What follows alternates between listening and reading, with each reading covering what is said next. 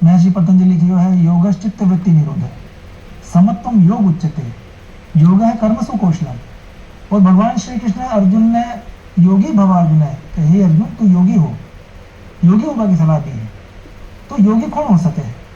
योगी होबा का ताणी कसी कसी बातों को ध्यान रखना चाहिए। योगी होबा का ताणी खान पान में कौन सी बातों को ध्यान रखना चाहिए, और योगी होबा का ताणी और कौन सी तमाम बातों को ध्यान रखना चाहिए। तमाम जानकारी ले आज अपने कार्यक्रम में रश्मि शर्मा जी की योगाचार्य हैं उपस्थित है। राम राम साहब रश्मि जी। राम राम साहब। रश्मि जी, सबसे पहले तो जो योग है, वास्तव में योग एक बहुत व्यापक शब्द है, और योग की जो महिमा है वह तो आपने तमाम तरह की जो बातें आपने देखा हाँ, सुना हाँ, जाना भी हाँ, और हर आदमी चाहे कि भाई मैं योगी बनूँ। तो आज ही कार्यक्रम में मैं था यही जानकारी जानना चाहूँगा कि सबसे पहले तो यह बताओ कि योग कई योग જ્યાં આપના સાધારણ શબ્દમાં योग को मतलब जोड़ो છે, तो वहीं ही योग को सही अर्थ जुड़बो ही है। तो यहाँ योग संस्कृत शब्द युज से बने हैं। युज को मतलब ही जोड़ना है, यानी स्वयं को स्वयं से जोड़ना, स्वयं को परमात्मा से जोड़ना, स्वयं को अपनी आत्मा से जोड़ना। जब हम इस तरह से अगर चलते हैं तो हमारे धीरे धीरे हम अपने प्रति पूरी तरह से सजग हो जाते हैं, और फिर हम अपने प्रति सजग होकर हमारे जीवन को अच्छी तरह से यापन करते हैं। तो योग का जो 8 अंगा की बात समाचार पत्र में भी आ गए है, और दूरदर्शन टीवी वगैरह में आपने सुना कि अष्टांग योग। तो अष्टांग योग कई महर्षि पतंजलि जी ने हमारे को ये योग के 8 अंग बताए हैं, और इसमें 8 अंग है यम, नियम, आसन, प्राणायाम, प्रत्याहार, धारणा, ध्यान और समाधि। आजकल लोग योग को सिर्फ आसन समझते हैं या प्राणायाम समझते हैं, और उसको कहते रहते हैं ये करना है, इससे ये होगा। लेकिन योग तो क्योंकि बृहद सब्जेक्ट है, बृहद उसका वो है व्यापक, इसकी व्यापकता है, तो यम और नियम बहुत ज़रूरी है। यम यानी कि समाज के प्रति जो हम अहिंसा रखें, सत्य बोलें, चोरी नहीं करें, हम ब्रह्मचर्य का पालन करें, है ना, हमेशा सत्य बोलें, ये हमारे को बहुत जरूरी, जो हमें हमारे समाज के प्रति रखना चाहिए।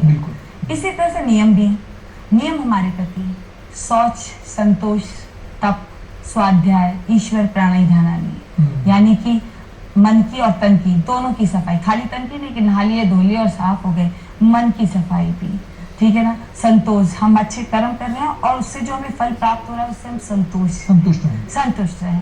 तप यानी कि मेहनत करें, अच्छे से हमारे कार्य को उसमें अपना 100% दें, 100% दें, जिससे कि वो कार्य सफलतापूर्वक हो जाए।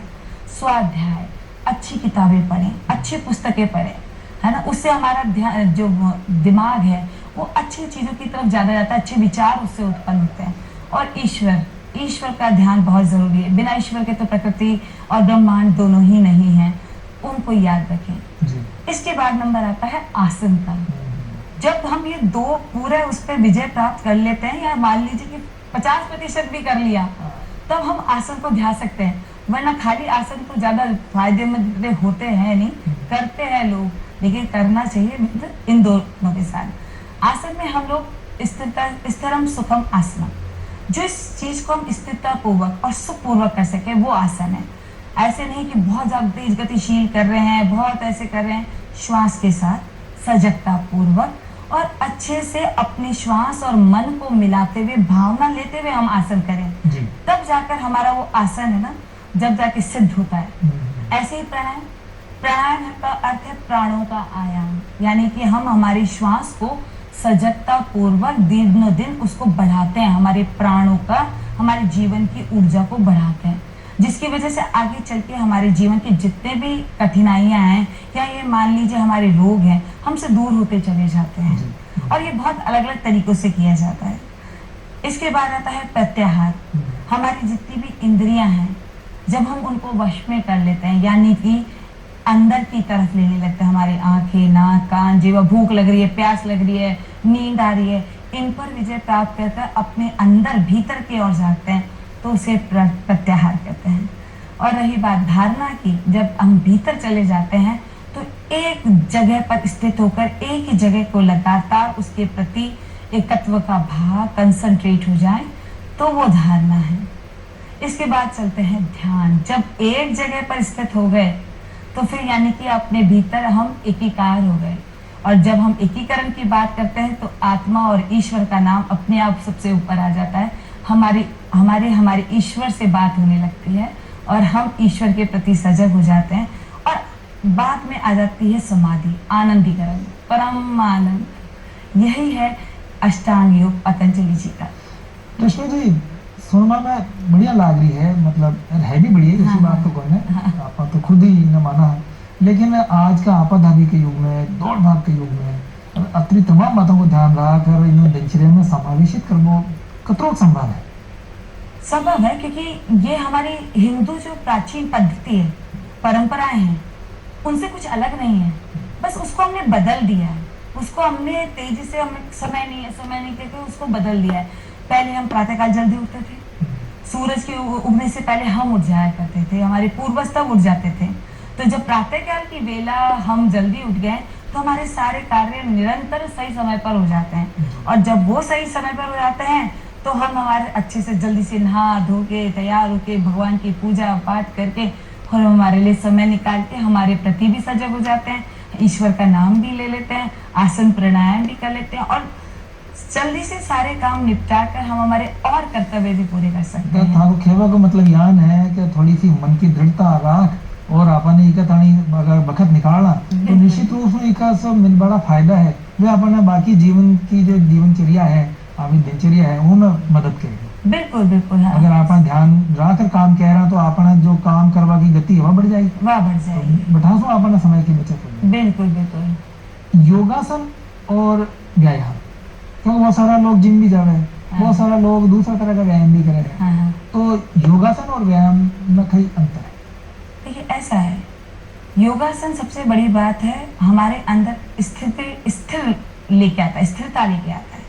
जबकि व्यायाम हमें गतिशीलता, आप देखिए दौड़ते हैं, हम स्विमिंग करते हैं, तैरते हैं, जिम जाते हैं, सब कुछ करते हैं, यानी गतिशील हो रहे हैं। योग हमें स्थिरता लाता है, हमारे जीवन में स्थिरता लाता है, एक ठहराव लाता है और वो ठहराव हमारे भीतर हमें स्थित प्रज्ञ होने की दिशा में लेकर जाता है। ठीक है। इसी के साथ में योग हम श्वास के प्रति सचेत होकर करते हैं, जबकि व्यायाम हम बिना श्वास पे जाने करते रहते हैं, बस करते रहते हैं, श्वासों का ध्यान नहीं रखते। इसी चक्कर में आजकल जिम में हार्ट अटैक आ जाते हैं, क्योंकि हम ध्यान नहीं रखते कि हमारी शरीर की, हमारी हृदय की गति कितनी बढ़ गई है, हमारी सांस फूल रही है, हमें रुकना चाहिए, इसके बाद में हम आगे नहीं बढ़े। जबकि योग इस चीज में हमको मदद कर रहा है, हमारी गति को सही रखता है और धीरे धीरे हमको इतना लचीला बना देता है, इतना फ्लेक्सिबल बना देता है कि हम हर चीज को बड़े इंजॉय होकर उत्साह से करते हैं, हर चीज को। इसके बाद में हम जब योग की बात करते हैं, हमारे शरीर का लचीलापन बढ़ जाता है, अंदरूनी सारे अंगों की मालिश हो जाती है, अंदरूनी अंग सब सजगता पूर्व अच्छे से काम करने लग जाते हैं। जबकि व्यायाम के अंदर सारी मांसपेशियां टाइट हो जाती हैं, उनकी जितनी भी है जो मांसपेशियां हैं वो बहुत ही ज्यादा कठोर हो जाती हैं। तो व्यायाम और योग में बहुत अंतर है। योग को ही अच्छे से किया जाए तो आपको समुचित फायदे मिल सकते हैं, जो आप एक व्यायाम लेते हैं उससे 100 गुना ज्यादा फायदे मिल सकते हैं। मतलब योग आपका कह रहा तो हमें व्यायाम का भी फायदा मिल जाएगा। बिल्कुल बिल्कुल। लेकिन केवल व्यायाम कह रहा तो योग का फायदा नहीं मिलेगा, नहीं मिलेगा। बिल्कुल बिल्कुल। अच्छा, योग करते वक्त कौन सी बातों को ध्यान रखना चाहिए? सबसे पहले कि योग करने के लिए सबसे पहले प्रातःकाल जल्दी सुबह उठकर योग करेंगे तो फायदे 100 गुना ज्यादा होंगे। मान लो कोई दिनचर्या आसान की है, क्योंकि समय बहुत बदल गया। हाँ। जो ऋषि मुनि प्राचीन काल में योग की अवधारणा करी, बिल्कुल निश्चित रूप में ब्रह्म मुहूर्त को तो एक अपना महत्व है। हाँ। लेकिन मान लो कोई उनकी दिनचर्या ऐसी, उनको काम के प्रकार ऐसे है, तो उन्हें अपना योग करवा तो मानो तो कौन कर सकता है? ये बात है, सबने सबको ध्यान रखता हुआ शांति और माँ के भाई बहनों ने थोड़ा सुझाव दियो तो सब योग कर सकते। नहीं, सब योग कर सकते हैं। दिनचर्या ऐसी है, लेकिन सुबह तो होगी ना सबकी। जी। प्रातःकाल तो सभी का होगा, 10 बजे वाले का भी प्रातःकाल ही है और 11 बजे वाले का भी प्रातःकाल ही है। तो मैंने कहा उठते ही सबसे पहले शौच कीजिए, आराम से नहाइए, स्नान कीजिए, पूजा पाठ करके आराम से कम 15 से 20 मिनट कम से कम योग को दीजिए। हल्के कपड़े पहनिए, उचित सुबह का प्रातःकाल की, अच्छा अगर सुबह सूर्योदय के रोशनी लेकर कर सकते तो बहुत अच्छा, लेकिन नहीं तो खुले वातावरण में अच्छे से बागीचे में बैठकर या घास पर बैठकर आप योग कर सकते हैं। मन शांत हो, थोड़ा अच्छा हो कि आप चेहरे पर मुस्कुराहट बना के रखें, खुले वातावरण में करें, साफ दरी बिछाकर और उस पर बैठकर योग को करें।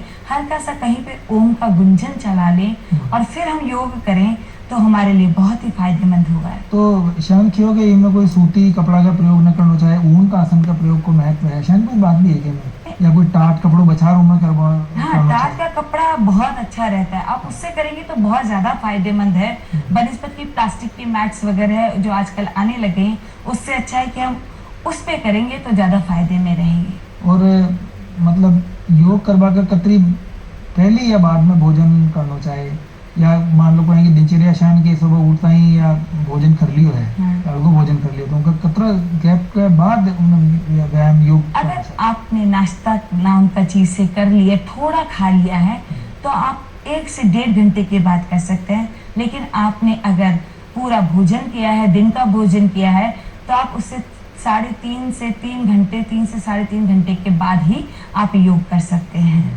ये है इसका। तो मतलब कोई का अगर तकलीफ है शरीर में, कोई ने कमर में दर्द है या कोई ने गर्दन में दर्द है, आजकल के तमाम तरह की बीमारियां आ गई, कोई को मोटापा है, रक्तचाप की शिकायत है, तो अशान का लोगों ने कौन कौन सा विशेष बातें ध्यान रखवा की है, क्योंकि यान भी है कि भाई यान नहीं कि भाई फायदा के जगह नुकसान हो जाए। हाँ हाँ बिल्कुल जरूर से। जैसे कि हृदय रोगी हैं, उच्च रक्तचाप वाले हैं, वो लोग सूर्य नमस्कार नहीं करें, गतिशील जो जिसमें ज़्यादा ताकत लगती है और ज़्यादा हृदय का काम है वो ना करें। जिसके कमर में दर्द है, स्लिप डिस्क है, वो बैक फॉरवर्ड बेंडिंग नहीं करें, आगे ज़्यादा झुके नहीं, वो लोग सीधे रहकर आसन कर सकते हैं आराम से। अब किसी को हर्निया की शिकायत है तो वो पेट के बल लेट कर आसन ना करें। बाकी ज़्यादातर सब लोग कर सकते हैं। जिसके घुटने में दर्द है तो घुटने के ऊपर बल के ऊपर बैठकर आसन ना करें, बाकी पैरों को सीधा रखते हुए सारे आसन कर सकते हैं।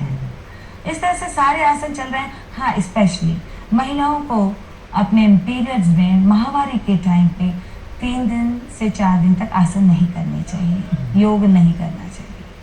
तो इनमें जो मतलब भोजन जो योगी आदमी ने कशान को भोजन, हल्को भोजन या कोई विशेष आपकी ओर से कुछ कोई अमृतान जी ने किया है कि भाई जिन उगार आजकल के तमाम तरह का योगशालाएं योग का प्रकार चल रहा है, तो वो उगेड़ो हमें जरूर देगा। हाँ, तो इको खाली खास महत्व है या तो एक परंपरा से चाल पड़ी है। जो मगर भाई बहन बताओ कि भाई भोजन खान पान की शैली कैसी होनी चाहिए, दिनचर्या की शैली कैसी? बिल्कुल, देखिए सबसे पहली बात है कि सुबह प्रातःकाल जब हम उठते हैं और हमें जो खान पान है उसका ये ध्यान रखना चाहिए कि हमें प्रकृति से मिली हुई चीज़ें जितना हम ज़्यादा खा सकते हैं और समय मौसम के हिसाब से हमारा अनुरूप हमारा भोजन होना चाहिए। जैसे कि अभी कहा कि उगा हुआ भोजन, क्योंकि जैसे दालें हो गई है ना, अब ये दालों को जब हम रखते हैं तो जब हम लेते हैं तो निर्जीव हो जाती हैं। जब हम उन्हें जब वापस पानी में भिगोते हैं तो उनमें जीव निकल के आ जाता है। देखिए वो उगने को तैयार होती हैं, यानी कि वो सजीव हो जाती हैं। तो उनके अंदर जितने भी अपने ये अच्छे अपने सारे विटामिन हैं और प्रोटीन्स हैं, वो सारे के सारे 2 से 3 गुना बढ़ जाते हैं। और फिर हम जब उनको लेते हैं और खाते हैं तो हमारा शरीर उनको पचा लेता है, क्योंकि प्राकृतिक है, सजीव भी हो गए हैं, तो ये हमारे शरीर के लिए बहुत फायदेमंद है। हमेशा हमारा खाना हल्का होना चाहिए। सबसे बड़ी बात, नाश्ता राजाओं की तरह, जो दिन का खाना है वो सेठों की तरह, और जो रात का खाना है ये सोच लीजिए कि आज मिला ही नहीं है, शांति से बैठकर बस ठीक है थोड़ा खाना है वैसे खाएं। दूसरा, खाने के तुरंत बाद पानी ना पिए, कम से कम 1.25 घंटे बाद पानी पिए, क्योंकि हमारे शरीर से जो रसायन निकलते हैं वो रसायन जो हमने खाना खाया जो पचाने के लिए हैं वो खत्म हो जाते हैं उस पानी की वजह से, जिसकी वजह से हमें अपच हो जाती है, हमें गैस बनने लग जाती है, एसिडिटी की प्रॉब्लम सीवियर हो जाती है, तो पेट की इतनी सारी बीमारियां हो जाती हैं अच्छा खाते खाते भी। तो इस चीज का एक विशेष ध्यान रखना जरूरी है। और रात का खाना सबसे हल्का और जल्दी खा लीजिए। ये एक है कि 8 साढ़े 8 तक अपना खाना खाइए। अब आप तो 8 साढ़े 8 बोलेंगे, पहले प्राचीन में तो 6 बजे तक खाने को सूर्यास्त से पहले खाना खत्म कर दिया जाता था। अच्छा, आजकल की जो जीवन शैली है उनमें सुबह 9-10 बजे ले शाम का 7-8 बजे तक ऑफिस में बैठवा को एक कल्चर सो आ गया है। खेता में भी जावे है लोग बाग तो सुबह 6 बजे ही, क्योंकि अगर काम है खेती को तो करना ही पड़े, तो सुबह 6 बजे ही चले जावे, शाम का 6, 7, 8 बजे तक आवे है।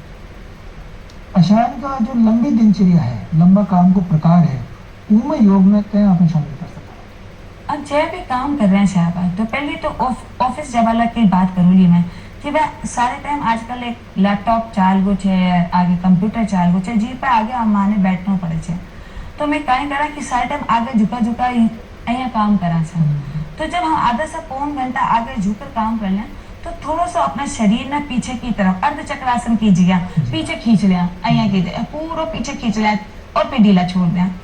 अब गर्दन में भी पूरी की पूरी पीछे खींच लिया और ढीला छोड़ दिया, अहिया दाया और बाया देख लिया, अहिया कान की तरफ देख लिया। तो इससे क्या बोलो कि जो मांसपेशियां जो पीछे तनाव आगो, जो कि हमारे स्नायु चल रहे छे, स्नायविक सिस्टम चल रहे छे, जी की वजह से जो तनाव आ गया, वो तनाव है ना, वो खत्म हो जाओ छे। और जी की वजह से अपन आजकल जो बीमारी रहबा लागी कि गर्दन में दर्द हो गो, कंधा में, पीठ में दर्द हो रही है, तो वो गोन हो लो, वो बिल्कुल सही होता चला जाएगा।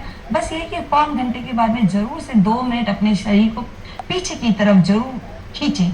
ऐसे ही जब हम खेतों में काम करते हैं, जब खेता में काम कर, तो भी मैं झुककर तो आगे ही काम करना चाहिए, सजगता पूर्वक भी करना, मन भी लाग रहे, सब चीज सही है। मतलब यो ही नहीं कहते देखा जाए तो कि भाई मैं काट रही हूँ, काम कर रही हूँ, खेतों में काम हो रहा है, आगे झुककर काम हो रहे छे, लेकिन क्योंकि सारो काम हम पृथ्वी के पास जावाते ही करना था, तो थोड़ा सा पृथ्वी के विपरीत आपने खींच लिया ना, कूद पीछे फिरो, या थोड़ा सा अंगड़ाई ले लिया, खड़ा स्ट्रेच कर लिया, तो फिर आपने सारी दिक्कतें खत्म होती चली जाओगी और फिर आप फिर से दोबारा से वो काम में लग जावा। इस तरह से कहीं हो लो, बाद में आगे चलो पूरा आराम कौन पर करना पड़े लो बिस्तर पे, आपको शरीर बिल्कुल स्वस्थ हो जाओ लो।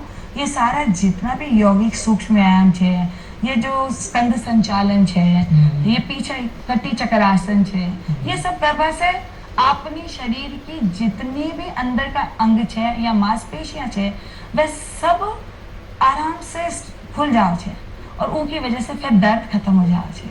या आप रश्मि जी बहुत बढ़िया बात लागी था कि भाई अब आर तो आप योग न करवा के तनी एक बहाना मार समय बचा सका, लेकिन जो भगवान नगर के बाद में आप थोड़ा बीमार हो जाओगे, पूरा वक्त भी में देना पड़ जाएगा, बिस्तर में ही अगर पकड़ लेवा, खाट ही पकड़ लेवा, तो वो सब बचवा के तानी थोड़ा योग तो वक्त निकालना ही है। सुबह अगर वक्त नहीं मिला तो शाम को कर लो। भाई आपकी दिनचर्या में तो देखो 24 घंटा सब ना भगवान 24 घंटा ही दिया, बिल्कुल कोई ना 25 घंटों कोई नहीं और आपना अगर शरीर ना भाई बड़ा निकतरान राखनो है, तो आपने ही इकतानी करना पड़ेगा, कोई दूसरा कौन करे, बिल्कुल आपा योग कराला तो फायदा आपने। अच्छा, एक योग निद्रा बहुत शब्द प्रचलित है, देखिए आज की तारीख में जो ये भाग दौड़ का जमाना हो गया है, सब भाग रहे हैं, सब दौड़ रहे हैं, सुबह से शाम तक काम कर रहे हैं, चाहे वो महिलाएं हो, चाहे वो पुरुष हो, चाहे वो बच्चे हो, कोई नौकरी के लिए जा रहा है, कोई घर का काम कर रहा है, तो कोई पढ़ाई के लिए जा रहा है, तो जरा तनाव व्याप्त हो गया है, सारे टाइम सिर्फ तनाव में रहते हैं, ये करना है, ये करना है, ये करना है, तो समझ में ही नहीं आता। और इस तनाव की वजह से बहुत सारी बीमारियां हो गई हैं इनसे संबंधित। हमें कुछ नहीं कर रहे, हम बिल्कुल अपना काम कर रहे हैं, कोई बुराई नहीं है हमारे अंदर, लेकिन सिर्फ ये तनाव लेकर चल रहे हैं और उसकी वजह से क्या हो रहा है, हमारी नींद खराब हो रही है, हमें अनिद्रा की शिकायत होती है, हमारा पेट खराब हो जाता है, हमें डायरिया, कॉन्स्टिपेशन या कि कब्जी होने लग जाती है, दस्त हो जाते हैं, शरीर थका थका रहता है, ऊर्जा बिल्कुल खत्म हो जाती है। तो इन सब को करने के लिए, इन सब से बचने के लिए योग निद्रा बहुत अच्छा उपाय है। योग निद्रा के अंदर हम क्या करते हैं, कुछ नहीं, आप रोज अपने 10 से 15 मिनट दे दीजिए, सोने से पहले दे दीजिए, खाली आप पूरा खुले आराम से लेट जाइए, अपनी दरी बिछाकर, चादर बिछाकर आराम से आंगन में लेटे, आंगन में लेटे, पलंग पे लेटे, कोई दिक्कत नहीं है, लेट जाएं, हथेलियां खुली छोड़ दें, आंखें बंद कर लें और फिर सिर्फ अपने आप को भीतर देखिए, शांति से लेटकर अपने भीतर क्या चल रहा है उसे देखिए, शांति और आनंद, श्वास पे ध्यान देने लग जाइए। धीरे धीरे ऐसा करते करते क्या होगा, रोज करेंगे, एक दिन में कभी भी बदलाव नहीं आता, आपका मन नहीं लगेगा, आपको लगेगा अरे मैं ये कर लूँ, ये तो बेकार हो गया है। लेकिन धीरे धीरे 5 मिनट से लेकर हम समय सीमा बढ़ाते जाएंगे, हमारा शरीर, हमारा मस्तिष्क, हमारा सारा एक एक अंग तनाव मुक्त होता चला जाएगा और फिर हमें नींद आने लग जाएगी। तो नींद लेकिन योग निद्रा का अंतिम उपाय नहीं, ये तो पहली सीढ़ी है। अच्छा। कि गहरी नींद आने लग जाएगी। फिर जब हम और इसके अभ्यास में जाते हैं तो धीरे धीरे बिना नींद के ही हम हमारे शरीर के प्रति सजग भी हो जाते हैं और हमारा शरीर भी पूरी तरह से शिथिल हो जाता है। तब जाकर योग निद्रा हमारे बहुत सारी बीमारियों को खत्म कर देता है, जड़ से ही खत्म कर देता है। खासतौर पर जितने भी मानसिक बीमारियां और भावनात्मक बीमारियां हैं, ये इससे बहुत जल्दी दूर होती हैं।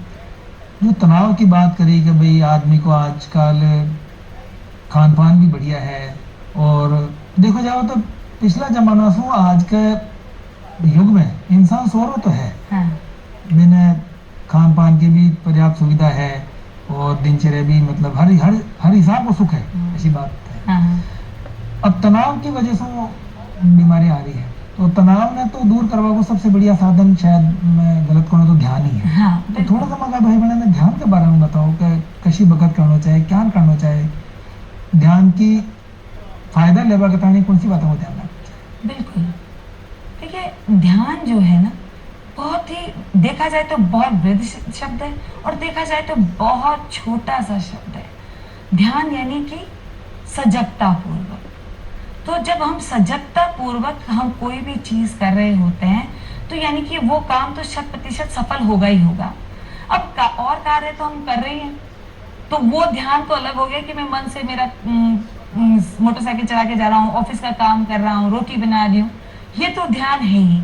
लेकिन हम हमारे मस्तिष्क के साथ शरीर को भी है ना, हम बिल्कुल शिथिल कर दें, तो उसके लिए हम आराम से किसी जगह पर आराम से अपने सुखद ठंडी ठंडी हवा चल रही हो, प्रातःकाल का समय हो या सायकाल का समय हो, जब भी आपको समय मिल रहा है, हो सकता है रात का ही समय हो, आराम से बैठ जाइए, आंखें बंद कर लीजिए किसी भी सुखपूर्वक अवस्था में, चाहे सुखासन में, चाहे पद्मासन में, जिस भी आसन में आप बैठ सकें, आंखें बंद कर लें। और एक चीज, मुद्राएं नहीं भी आती हो, वैसे तो मुद्रा हो जाती है कि अपन अंगूठा और पहली उंगली मिला के रख दें इस तरह से, तो हम और सजग हो जाते हैं हमारे शरीर के प्रति।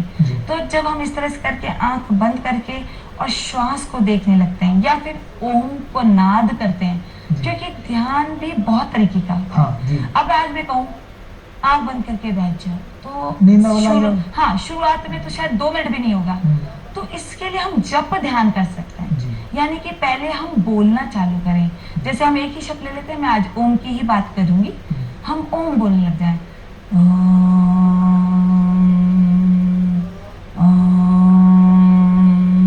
इस तरह से हम लगातार ओम का नाद 10 बार करें। फिर दूसरे दिन एकाग्रचित हो और शांत हो, ध्यान में लगे। फिर धीरे धीरे इस जपनाद को हम अजपनाद में बदलने लग जाएं, मतलब भीतर ओम का उच्चारण करने लग जाएं। फिर जैसे जैसे भीतर नाद होने लग गया, हम बाहरी दुनिया से हट गए, अंदर नाद बजे होने लगे। फिर धीरे धीरे हम उस ओम को भी खत्म और शांत कर दें और फिर हमारी श्वास पर ध्यान दें, हमारे भीतर चल रही प्रक्रियाओं पे ध्यान दें। आप देखेंगे आप अलग ही आनंद की अनुभूति प्राप्त कर रहे होंगे। आपको कुछ भी ध्यान नहीं रहेगा कि हम आसपास कहाँ बैठे हैं, कैसे बैठे हैं, सिर्फ अपने आप के बारे में सोचकर आनंदित हो जाएंगे। ये ध्यान की छोटी सी प्रक्रिया है, रोज 5 से 10 मिनट देंगे, आप पूरी तरह से रिलैक्स, शांत और प्रसन्नचित्त हो जाएंगे। अच्छा, टाबरा ने कशी उम्र में योग आसन प्राणायाम शुरू कर देना चाहिए? 10 साल की उम्र से ऊपर होकर तभी बच्चों को आसन प्राणायाम की तरफ जाना चाहिए। उनका पहले तो खेल वो खेल रहे हैं, वो आसन प्राणायाम ऐसे ही करते हैं, वो सारे पैर, नाक, हाथ, मुंह सब लगा लेते हैं ऊपर नीचे। हमको लगाने में दिक्कत होती है, हमें बहुत सजगता, बच्चे वो कर रहे होते हैं, तो इसलिए उनको जरूरत नहीं होती। 10 साल के बाद में बच्चों को योग की तरफ लेकर जाना चाहिए। तो रश्मि जी, चलता चलता बहुत थोड़ा शब्द में कोई बात बतानी मगा भाई बहन ने तो बताओ। सबसे हमेशा योग के लिए आप जीवन में कभी भी कैसे भी करके 20 से 25 मिनट जरूर निकालें। अपना आहार सही करें, प्राकृतिक चीजें और अच्छी चीजें जो स्वास्थ्य के लिए अच्छी हैं वो उठाने की आदत डालें। आपके पास सब चीजें मौजूद होती हैं, मौसम के अनुरूप खाना खाइए। अपने शीत ऋतु, ग्रीष्म ऋतु, बसंत ऋतु, वर्षा ऋतु के हिसाब से खाना खाइए।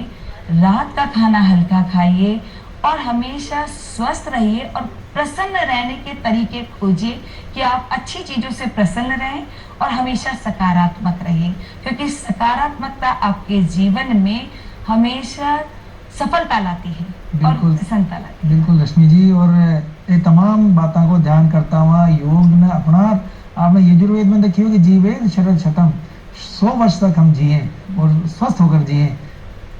इस भावना के साथ ही आज को चौपाल प्रोग्राम हो रहे पूर्ण लेने पर से इजाजत। धन्यवाद।